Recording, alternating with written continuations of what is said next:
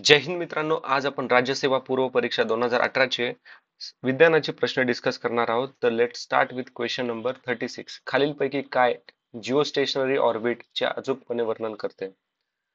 तर मित्रांनो, एकदा ऑप्शन्सला केअरफुल बघा. याच्यातच एक हिडन हिंट आहे बघा. 12 तास, 24 तास आणि 90 मिनिटे. तर मित्रांनो, मला एक सांगा, 24 तास म्हणजे काय? एक दिवस. आणि नॉर्मली आपण काही कॅल्क्युलेट करायचं असेल तर आपण काय करतो? 100, 200 असे ऍव्हरेज व्हॅल्यू न पकडून त्याचं कॅल्क्युलेट करतो, कारण की कॅल्क्युलेशन सोपं जातं. कॉमन सेन्स वापरा मित्रांनो. तर त्याच तसंच आता एक कक्षा परिभ्रमणास 24 तास लागतात. एक 24 तास म्हणजे एक दिवस. बघा, कॅल्क्युलेट करायला पण सोपं जातं. तर मित्रांनो, याचा आन्सर आहे ऑप्शन नंबर 2. तर मित्रांनो बघा, ही जी थिंकिंग प्रोसेस आहे ना, आपल्याला ही डेव्हलप करायची आहे, कारण की एक्झाम टाइम मध्ये मोस्ट ऑफ द कन्सेप्ट आपल्याला माहित असून पण त्या प्रेशर मध्ये आपल्याला लक्षात राहत नाही. पण त्याच्यामुळे आपल्याला अशी थिंकिंग डेव्हलप करणं फार गरजेचं आहे. आणि असे क्वेश्चन्स आपण रीड करू शकतो तर असं नाही मित्रांनो. याचा आपण रिव्हिजन केलेला आहे किंवा वाचलेला आहे. सर्व क्वेश्चन आपण वाचलेले येतात असं पण नसतं मित्रांनो. त्याच्यामुळे आपल्याला अशा वेगवेगळ्या थिंकिंग प्रोसेसनं किंवा इलिमिनेशन मेथडनं आन्सर पर्यंत पोहोचायचं असतं. आता नेक्स्ट क्वेश्चन पाहूयात आपण. फ्रेजनल्स बायोप्रिझम मध्ये तरंग लांबीची किंमत कशावर अवलंबून असते? तर मित्रांनो, याचा आन्सर आहे वरीलपैकी सर्व. जी फ्रेजनल बायोप्रिझम आहे ही थिन डबल प्रिझम आहे आणि ही placed base to base and it has very small refracting angle. Okay, आता नेक्स्ट क्वेश्चन डिस्कस करूयात. ज्या व्यक्तीचे सुस्पष्ट दृष्टीने लघुत्तम अंतर 50 सेंटीमीटर आहे, अशा व्यक्तीच्या चष्म्याच्या भिंगाचे नाभी अंतर किती असेल? मित्रांनो, तर इथे आपल्याला एक फॉर्म्युला लक्षात ठेवावा लागेल. नोट करून घ्या. 1/f equals to 1/v minus 1/. आता आपल्याला सिम्पली याच्यामध्ये व्हॅल्यू पुट करायचे आहेत.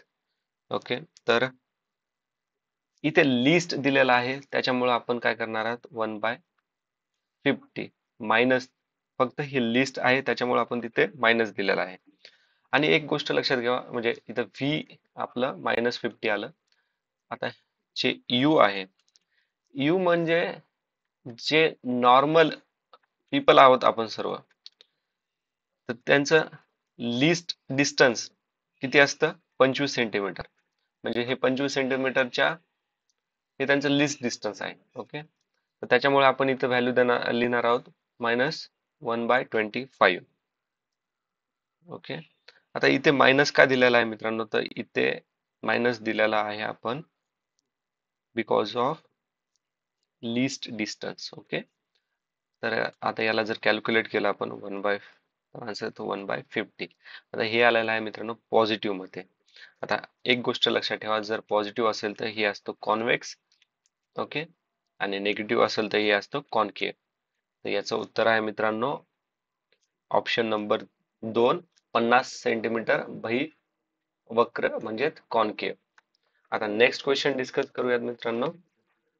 10 ओहमचा रोध 12 व्होल्ट च्या विद्युत घटास जोडल्यास रोधातून 1/1.1 अँपिअर विद्युत धारा वाहते. विद्युत घटकाचा अंतर्गत रोध काढा. मित्रांनो, आपल्याला सर्वांना माहिती आहे की V equals to I R. तर याला थोडं मॉडीफाय केलं तर काय येतं? E equals to I into R plus small R. Simply value put करा. E किती दिलेला आहे? 12 व्होल्ट. त्याच्यानंतर आय किती दिलेला आहे? 1.1 अँपिअर. त्यानंतर कॅपिटल आर 10 आणि स्मॉल आर आपल्याला काढायला सांगितलं आहे. मित्रांनो, व्हॅल्यू पुट करा. सिम्पली स्मॉल आरची किंमत आहे 0.91 ओहम. Option number 4. आता नेक्स्ट क्वेश्चन मित्रांनो, एकमेकांपासून 1 मिलीमीटर अंतरावर असलेले दोन समांतर रेषाची पडद्यापासून 1 मीटर अंतरावर ठेवलेल्या आहेत. त्याच्यावर 50 नॅनोमीटर तरंगलांबीची शलाका सोडल्यानंतर पडद्यावर व्यक्तीकरण परिणामामुळे तयार झालेल्या व्यक्ती मधील अंतर किती? मित्रांनो याच्यावरती ना एक फॉर्म्युला लक्षात ठेवा. Equals to wavelength equals to fringe width into distance between and slits and eyepieces divided by distance between two coherent sources. Value जर पुट केलं तर आपल्याला आन्सर येतं 0.5 मिलीमीटर. मित्रांनो हा जो प्रॉब्लेम आहे हा हा जो मिलीमीटर, नॅनोमीटर, मीटर ह्या युनिट मुळे हा क्वेश्चन ना टफ झालेला आहे. तर तुम्हाला 2017चा क्वेश्चन पेपर आठवला असेल की आपल्याला त्याच्यामध्ये हेक्झा पुन्हा नॅनो याच्यावरती आपण डिस्कस केलं होतं की 10⁻⁻⁹ काय होतं. तर त्यावेळेस आपण पूर्ण डेका काय असतं, मीटर काय असतं, नॅनोमीटरला कोणती व्हॅल्यू येते यावरती पूर्ण डिस्कस केलेलं आहे. जर तुम्ही 2017ची व्हिडिओ पाहिली नसेल तर प्लेलिस्ट मध्ये अवेलेबल आहे. तर मित्रांनो आता नेक्स्ट क्वेश्चन पाहूयात आपण. एका वाफेच्या इंजिनला 3.6 इंटू 10⁻⁹ जूल पर मिनिट दराने उष्णता पुरवली आहे. त्यापासून इंजिन दराने कार्य करते अशा इंजिनची कार्यक्षमता किती टक्के आहे? आता सिम्पली मित्रांनो हे आहे आपलं आउटपुट, हे आहे आपलं इनपुट. ओके. आणि इफिशियन्सी काढायची आपल्याला आहे, कार्यक्षमता काढायची आहे. कार्यक्षमता म्हणजे काय येणार? Output divided by input. Simply मित्रांनो व्हॅल्यू पुट करा. आउटपुट काय आहे? Divided by input. आन्सर काय आलं? 0.15. तर म्हणतात 0.15 आपल्याला पर्सेंटेज मध्ये काढायचं तर त्याच्यामुळे आपण काय करणार? 100 गुणिले 0.15 म्हणजे किती आलं? 15%. आता नेक्स्ट क्वेश्चन मित्रांनो, काही झाडामध्ये तांब्याच्या कमतरतेमुळे सालीवर फोड व खोलवर तुकडे पडून त्यातून डिंक बाहेर येतो. अशा रोगास रिकाम जागा म्हणतात. तर मित्रांनो याचं उत्तर आहे ऑप्शन नंबर ए, एक्झॉस्थिमा. ओके. तर नेक्स्ट मित्रांनो एक गोष्ट याच्यात लक्षात ठेवा, हे जो पांढरा डोळा आहे ना, हे बॅक्टेरियामुळे होतं आणि हा मेनली आपला मेज म्हणजे मकामध्ये जास्त प्रमाणात पाहायला मिळतं पांढरा डोळा. त्यानंतर आहे डायबॅक, हा पण एक झाडाचा रोग आहे. त्याच्यानंतर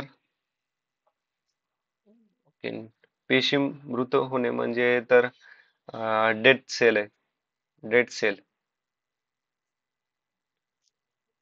आणि हे पेशी मृत होणे कशामुळे? ड्यू टू इंजुरी किंवा एखादा ऍक्सिडेंट झाला किंवा काही पण झालं ज्याच्यामुळे त्याचं जे रक्त आहे, ड्यू टू लॅक ब्लड, खूप रक्त त्याचं असं वाया गेलेलं आहे किंवा इंजुरी मध्ये खूप सारी इंजुरी झाली त्याच्यामध्ये त्याचं रक्त निघून गेलेलं आहे. तर त्याच्यामुळे काय होतं, तर जे डेथ असतात म्हणजे जे सेल्स असतात ना, त्या सेल्स ची डेथ होते. ओके. आणि जे रक्त फ्लो होतं ना ते अनकंट्रोल होतं आणि त्याच्यामुळे ज्या आपल्या पीसीज असतात तर त्या पण मृत्यू पावतात. ओके. तर नेक्स्ट क्वेश्चन आहे, सुक्रोजचे एरोबिक ऑक्सिडेशन होऊन अधिकतम किती एटीपी तयार होतात? मित्रांनो तर याचं उत्तर आहे option number 3, 60. Okay. Next question पाहूयात आपण. मित्रांनो एक गोष्ट याच्यात लक्षात ठेवा की अनएरोबिक रेस्पिरेशनने 2 एटीपी बनतात. ओके. पुढचा प्रश्न, 2 नावे देण्याची वर्गीकरण पद्धती कोणी सुचवली? तर याचं उत्तर आहे मित्रांनो ऑप्शन नंबर 1. मित्रांनो यांनीच, कॅरोलस लिनायस यांनी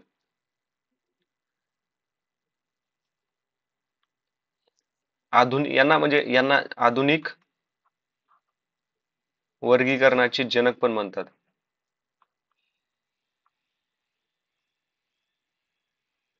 ओके. आणि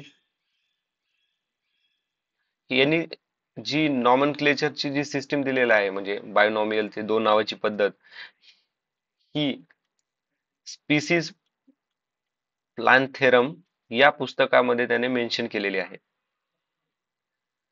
त्यानंतर येतं मित्रांनो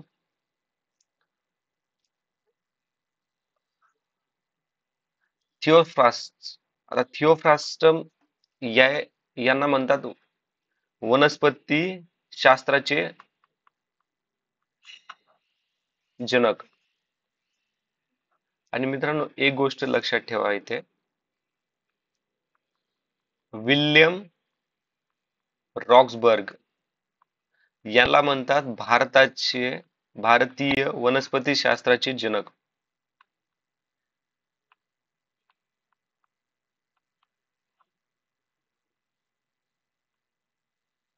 ओके.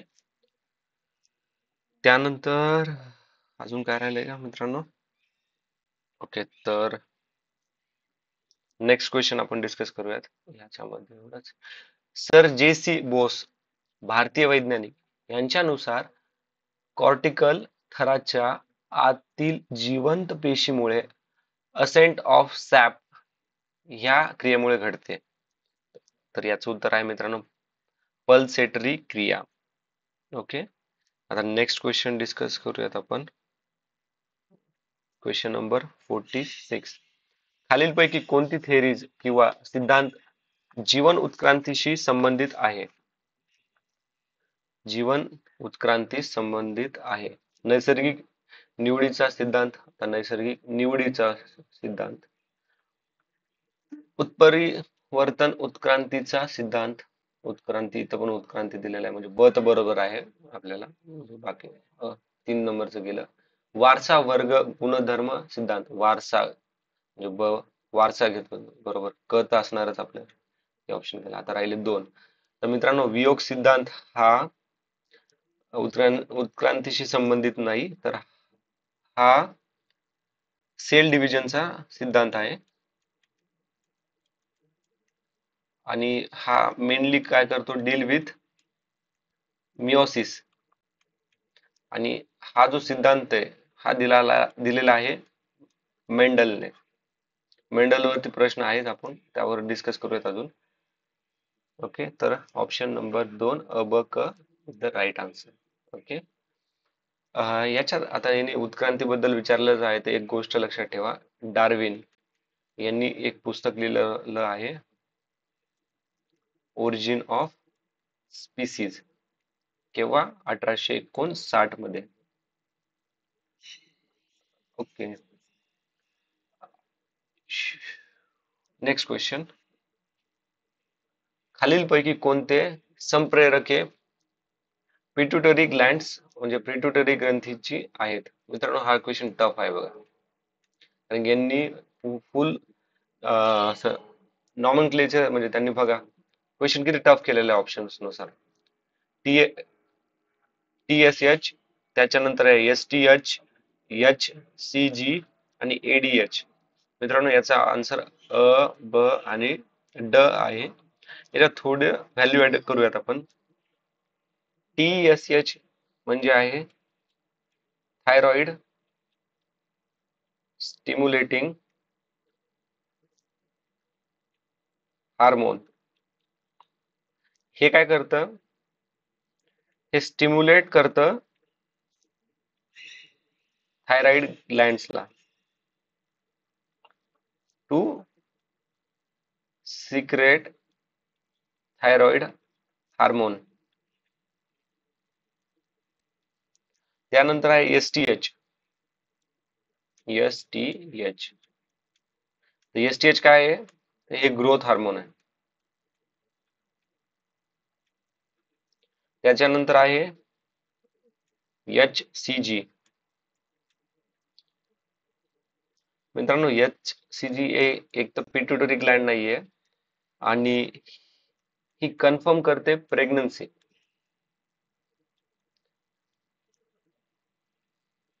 हे ऍक्च्युली हार्मोन आहे जे की प्रोड्यूस होतं प्लासेंटा ड्युरिंग प्रेग्नन्सी आणि याच्यामुळे काय होतं स्टॉप मेन्सुरेशन ड्युरिंग प्रेग्नन्सी. आता लास्ट एडीएच. एडीएच आहे मित्रांनो अँटी ड्युरेटिक हार्मोन. हे काय करतं, हे कंट्रोल करतं water and blood pressure balance. Okay, तर नेक्स्ट क्वेश्चन आहे क्वेश्चन नंबर 48. अस्थि संस्था ही खालीलपैकी कोणते कार्य करते?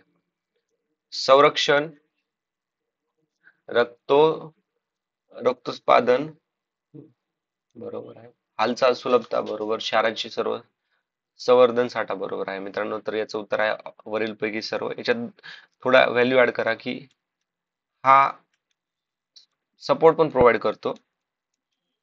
ओके, त्याच्यानंतर it stores certain minerals.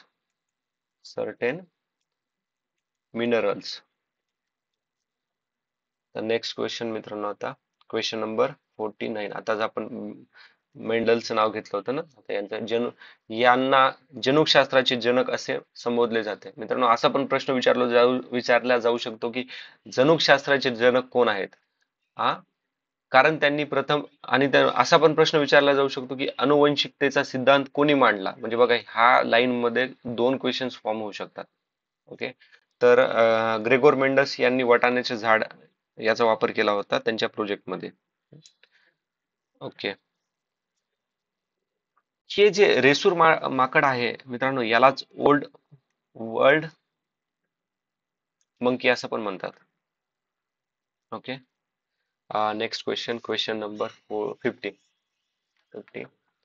M हे मूलद्रव्य डोबेरिन डोबेरिनर त्रिकटेमध्ये रिकाम जागा आहे. तर मित्रांनो, याचं उत्तर आहे SR. आता याच्यात थोडं व्हॅल्यू ऍड करूयात आपण. जे डोबेरिनरचे त्रिकट आहेत, तर त्याचं काय होतं, यांच्यामध्ये तीन समांतर गुणधर्म दाखवणारे काही गट आढळतात, त्याला त्रिक असं म्हणतात. आणि यांच्या मते काय असायचं, हे जे तीन त्रिकट असायचे, तर याचं जे वेट आहे ह्या दोन्हीचं ऍव्हरेज म्हणजे ह्या मधल्या एलिमेंटचं. ओके, तर मित्रांनो, याच्यात अजून एक गोष्ट लक्षात ठेवा की यांनी जी अरेंजमेंट केली आहे ती atomic mass in increasing order. Okay, आणि फर्स्ट तीन एलिमेंट कोणते दिलेले आहेत, तर लाय, एन आणि के. सेकंड मध्ये कोणते येतात, तर CA, SR आणि BA. ओके, तर next question, wood grain alcohol म्हणजे काय असं विचारते ते. तर वूड ग्रेन अल्कोहोल म्हणजे मित्रांनो मिथेनॉल. ओके, आणि ही जी मिथेनॉल आहे ही नॉट ड्रिंकेबल अल्कोहोल आहे. ओके, आता इथेनॉल ही ड्रिंकेबल अल्कोहोल आहे. क्वेश्चन मे बी विचारला जाऊ शकेल. आणि ही डिस्टिलेशन प्रोसेस न बनवले जाते मित्रांनो. डिस्टिलेशन. ओके, आता बेन्झाईन अल्कोहोल वापरल्या जाते अँटी पॅरासाइट. ओके, मित्रांनो, हे मिथेनॉल न फ्युल साइड बनवण्यासाठी पण वापर केला जातो. ओके, आता राहिला आहे आपला आयसोप्रोपाइल अल्कोहोल. याचा फॉर्म्युला आहे मित्रांनो C3H8O. तर याचा वापर होतो यूज ॲज सॉल्वंट, डिसइन्फेक्टंट, त्यानंतर रबिंग अल्कोहोल आणि अँटीसेप्टिक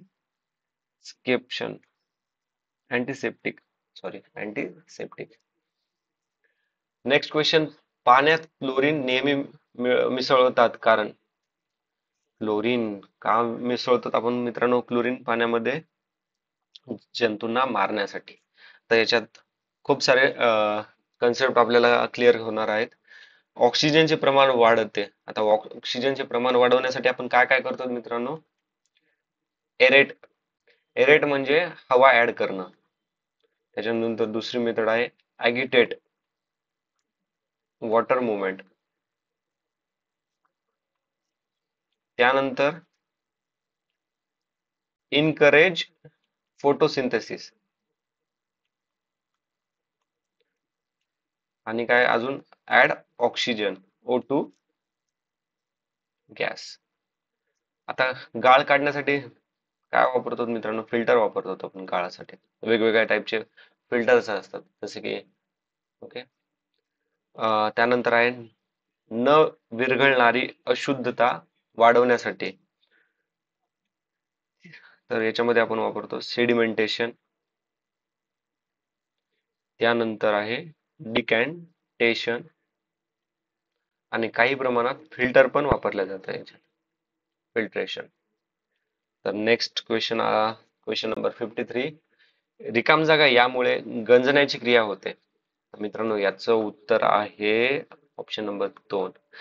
मित्रांनो आपल्या 2018च्या पार्ट 1 मध्ये क्वेश्चन नंबर 7 याच्यामध्ये मी चुकून इरोजन ही केमिकल रिॲक्शन म्हणलं होतं. ऍक्च्युली ही केमिकल रिॲक्शन नाहीये, तर ही ही फिजिकल वेदरिंग आहे आणि केमिकल रिॲक्शन आहे. तर मी तिथे चुकून केमिकल वेदरिंग असं म्हटलं होतं, तर तेवढं करेक्शन करून घ्या मित्रांनो, थोडं स्लिप ऑफ टंग होते. तर याच्यामध्ये थोडं व्हॅल्यू ऍड करूयात. ही जी फिजिकल रिॲक्शन असते ना, ही रिव्हर्सिबल आहे आणि केमिकल रिॲक्शन नॉन रिव्हर्सिबल आहे. ओके. आता नेक्स्ट क्वेश्चन, नैसर्गिक वायूमध्ये रिकाम जागाचे प्रमाण मुख्यत्वे करून असते. तर नैसर्गिक वायू, तर मित्रांनो याचा आन्सर आहे मिथेन. आठवलं 2017च्या पेपर मध्ये आपण CH4 मध्ये डिस्कस केलं होतं. ओके, तर त्याच्यामध्ये मी म्हणलं होतं की मिथेन हा नॅचरल गॅस आहे, कलरलेस, ओडरलेस. इवन आपल्याला याच्या ओके ओडरलेस ओके असं पण डिस्कस केलं होतं. तर मित्रांनो याच्यात थोडस व्हॅल्यू ऍड करून घ्या. ही जी ब्युटेन आहे याला आपण म्हणतो B4H10. ओके. प्रोपेनला म्हणतात C3H8, मिथेन CH4 आणि इथेन C2H6. हे नॅचरल गॅस आहे आणि प्रोड्यूस बाय पेट्रोलियम रिफाइनिंग. तर नेक्स्ट क्वेश्चन नंबर 55, नैसर्गिक स्त्रोतातील कोणत्या घटकापासून चरबी आणि तेल मिळते? तर याचं उत्तर आहे मित्रांनो लिपिड. त्याच्यात ना बाकी ऑप्शन फार महत्वाचे आहेत, त्याच्यावर थोडस रिव्हर्स इंजिनिअरिंग करूयात. Carbohydrates naturally occurs in sugar, पुन्हा स्टार्चेस, फायबर मध्ये, आणि हे made up of sugar molecules. आता लिपिड मध्ये अजून थोडी व्हॅल्यू ऍड करून घ्या. हे इनसोल्युबल असतं पाण्यामध्ये, but it is soluble in organic solvents such as chloroform. आता मित्रांनो एक कार्बन मध्ये एक गोष्ट अजून लक्षात ठेवा, गुड कार्बन आणि बॅड कार्बन. गुड कार्बन म्हणजे काय असतं मित्रांनो? Take long time to break. आणि बॅड कार्बन म्हणजे इझिली ब्रेक होतं, जसं की मैदा. त्याच्यामुळे म्हणतात की मैदा खाऊ नका. ओके. आता आहे हे प्रोटीन. प्रोटीन प्रोटीन बनतं अमायनो ऍसिड, आणि हे काय आहे, एक बिल्डिंग ब्लॉक. जर बॉडी बिल्डिंग करायची असेल तर प्रोटीन शेक पितोत ना, बिल्डिंग ब्लॉक. त्याच्यानंतर आता टर्पिन. टर्पिन हे ॲरोमॅटिक अँटी इन्फ्लेमेटरी, त्यानंतर anti oxidant, anti cancer. Okay. तर मित्रांनो, आजच्या व्हिडिओत एवढंच. आय होप हा व्हिडिओ तुम्हाला आवडलेला असेल. 2024च्या पेपरमध्ये तुम्हाला हेल्पफुल ठरेल. तर मित्रांनो, जर काही सजेशन द्यायचे असेल तर प्लीज कमेंट बॉक्समध्ये मेन्शन करा. मित्रांनो, याच्या आधी आपण 2018 आणि 2017 आणि 2023चा पेपर अनालिसिस केलेला आहे. त्याची प्लेलिस्ट आपल्या युट्यूब चॅनलवरती अवेलेबल आहे. ओके. तर प्लीज व्हिजिट आवर चॅनल आणि ती प्लेलिस्ट पॉसिबल असेल तर बघून घ्या, हेल्पफुल ठरेल. थँक्यू मित्रांनो. जय हिंद.